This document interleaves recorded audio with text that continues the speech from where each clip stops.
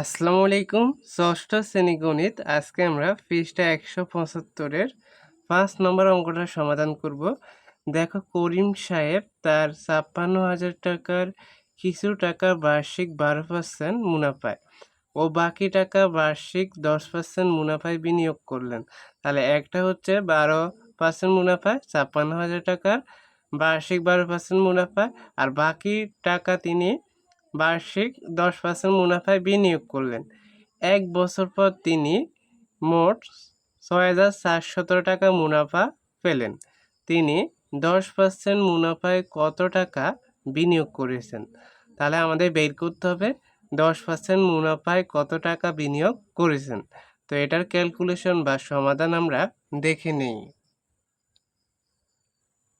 দেখো, তাহলে লিখতে হবে প্রথমে, ধরি 10% মুনাফায় বিনিয়োগ করেছেন এক্স টাকা। এটা আমাদের ধরে নিতে হবে।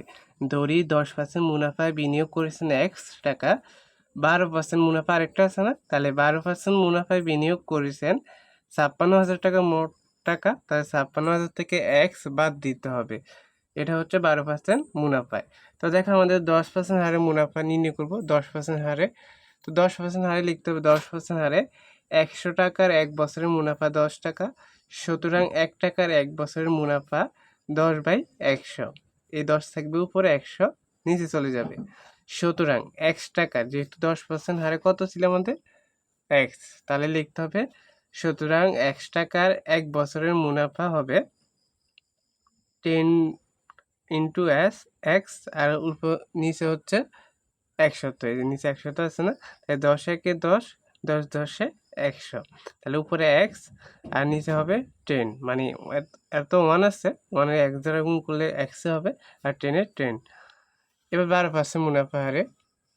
তাহলে 12% হারে কিভাবে বের করবো? দেখো, মুনাফা 100 টাকার 1 বছরের মুনাফা 12 টাকা। সুতরাং 1 টাকার 1 বছরের মুনাফা 12/100 টাকা।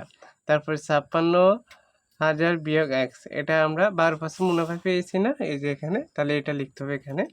তাহলে সুতরাং ৫৬,০০০ মাইনাস এক্স টাকায় 1 বছরের মুনাফা হবে, এর উপরে 12 আছে না, আর এটাও এখানে চলে আসবে, আর 100-র 100। তো এখন আমাদের গুণ করে দিতে হবে। দেখো, এখানে 12 গুণ, এগুলো গুণ আকারে আছে না? তাহলে 12-র সাথে ৫৬,০০০ গুণ করলে হবে ৬,৭২,০০০ বিয়োগ বিয়োগ তারপর 12 আর এক্সে গুণ করলে হবে 12x। মানে 12 দিয়ে প্রথমে ৫৬,০০০ গুণ করতে হবে, আবার 12 দিয়ে x গুণ করতে হবে, নিচে হচ্ছে 100। তাহলে আমরা পেয়েছি 10% হারে মুনাফা হচ্ছে x/10। আরেকটা হচ্ছে ৬,০৭২ বিয়োগ ৬,৭২,০০০ বিয়োগ 12x/100। এটা পেয়েছি আমরা। তাই এখন আমরা লিখবো, প্রশ্ন মতে লিখতে হবে। তাহলে সত্য মতে বা প্রশ্ন মতে লিখতে হবে x/10, ওই যে আমরা পেয়েছি 10% হারে, যোগ ৬,৭২,০০০ মাইনাস 12x/100। এটা হচ্ছে 10%টা, এটা হচ্ছে 12%টা, মানে এই দুইটা যোগ করব। তারপরে ৬,৪০০ কই থেকে পেয়েছি? ওই যে বলা হয়েছে না, তিনি মোট মুনাফা পেলেন। এই যে 1 বছর পর তিনি মোট মুনাফা ৬,৪০০ টাকা পেলেন। তাহলে এটা লিখেছি। তো এখন ক্যালকুলেশন করতে হবে কিভাবে? দেখো, ক্যালকুলেশন করতে হবে আমাদের। তাহলে দেখো, এখন আমাদের লসাগু বের করতে হবে।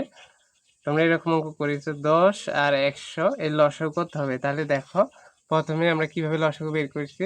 প্রথমে 2 দ্বারা 5 গুণে 10, এগুলো ভাগ করেছি 50 গুণে 100, আবার 5 দ্বারা 5 থেকে 5, 5 10-এ 50। তাহলে লসাগু দেখো কিভাবে হয়, 5 গুণে 10, 10 10-এ 100, এগুলো গুণ করে পেয়েছি। তাহলে 100 হবে লসাগু, আর 10 আর 100 লসাগু, এটা 100 হবে, এটা মনে রাখতে পারো। তারপর হর দ্বারা ভাগ, লব দ্বারা গুণ। তোমরা এগুলা ক্লাস 5-এও করেছো অঙ্ক, হর দ্বারা ভাগ, 4-এও করেছো, 3-তেও আছে এরকম অঙ্ক, হর দ্বারা ভাগ, লব দ্বারা গুণ।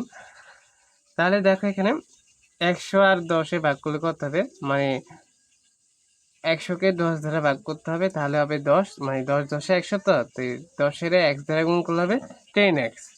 10x হবে না? মানে এটা ভাগ করলে কত হবে? ভাগ করলে হবে 10। 10-এর x দ্বারা গুণ করতে হবে না? বলা হয়েছে হর দ্বারা ভাগ, লব দ্বারা গুণ, তাহলে কত হবে? 10x। যোগের যোগ লিখলাম। এবার 100 100 ভাগ করলে কত হবে? 1 হবে। কত হবে? 1। 1 দিয়ে উপরে যা আছে তা গুণ করলে তাই হবে। তাই এখানে লিখছি 6,৭২,০০০ মাইনাস 12x। তাহলে এখন দেখো এগুলা কিভাবে করতে হবে।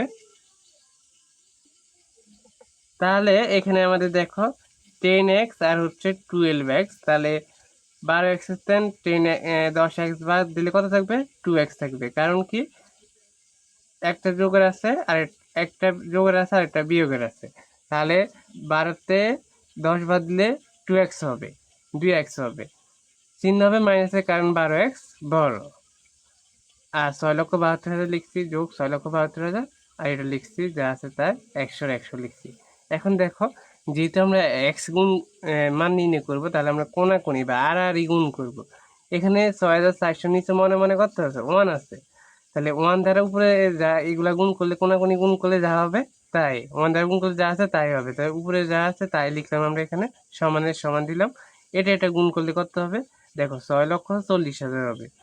এই যে 64 64 লিখলাম, এখানে 2টা শূন্য, এখানে 2টা শূন্য, তাই মোট 60টা শূন্য দিলাম, তাই 6,40,000। তারপরে দেখো -2x সমান, যেহেতু -2x নির্ণয় করবো, তাহলে এটা বাম দিকে রাখছি, সমান 6,40,000 বিয়োগ হচ্ছে 6,72,000। তাহলে আমাদের বিয়োগ করলে কত হবে? দেখো, বিয়োগ করলে আমরা পেয়েছি 32,000, চিহ্ন হবে বিয়োগ চিহ্ন, যেহেতু 6,72,000 বড়। তাহলে এখানে দেখো, এখানে আমরা x সমান লিখতে পারি -32,000 আর এই -2, তাহলে এখানেও মাইনাস আছে, এখানেও মাইনাস আছে, মাইনাস মাইনাস মনে করো বাদ কাটা গেছে। আর এখানে 2 দ্বারা যদি আমরা 32কে ভাগ করি, 16 দুগুণে 32, 3টা শূন্য আছে না, 3টা শূন্য, বা তুমি 2 দ্বারা 32,000কে ভাগ করলে কত হবে? 16,000 হবে। সুতরাং x সমান হচ্ছে 16,000। আবার দেখে ভাগটা কিভাবে, 2 না এখানে, তাহলে 16 দুগুণে কত আমরা জানি? 32, আর 3টা শূন্য, এখানে 3টা শূন্য। আর না পারলে তোমরা এখানে 2 তারপরে ভাগ 32 এইভাবে করতে পারো, যে 2 কি লিখতে হবে? প্রথমে 2 ভাগ হচ্ছে 32,000, তাহলে 2 একে 2, বিয়োগ করলে 2 আছে, 3 হবে, 1 হলে 2, পরে 2 নামাতে হবে, তাহলে 6 দুগুণে 12, 3টা শূন্য আছে না, 3টা শূন্য দিয়ে দিবে, আর করা লাগবে না। এইভাবে করতে পারো তোমরা। তাহলে এইভাবে করলে অঙ্কটা হয়ে যাবে। হ্যাঁ, অতএব করিম সাহেব মুনাফায় 10% মুনাফা হবে, 16,000 টাকা বিনিয়োগ করেছেন। করিম সাহেব 10% মুনাফায় লিখবা, 10% পার্সেন্ট আমাদের তা হয়েছে, তিনি 10% মুনাফায় কত টাকা বিনিয়োগ করেছেন, তাই লিখতে হবে অতএব করিম সাহেব 10% মুনাফায় 16,000 টাকা বিনিয়োগ করেছেন, 16,000 টাকা বিনিয়োগ করেছেন। অঙ্কটা একটু বড় হলেও বুঝতে হবে তোমাদের, অঙ্কটা সহজ আছে, দেখা যায় বড়, কিন্তু তোমাদের বুঝতে হবে। যারা বুঝেনি অবশ্যই ভিডিওটা টেনে টেনে দেখে বুঝে নেবে। তো ধন্যবাদ সবাইকে, দেখা হচ্ছে আমাদের পরবর্তী ক্লাসে। সেই পর্যন্ত সবাই ভালো থেকো, সুস্থ থেকো, আল্লাহ হাফেজ।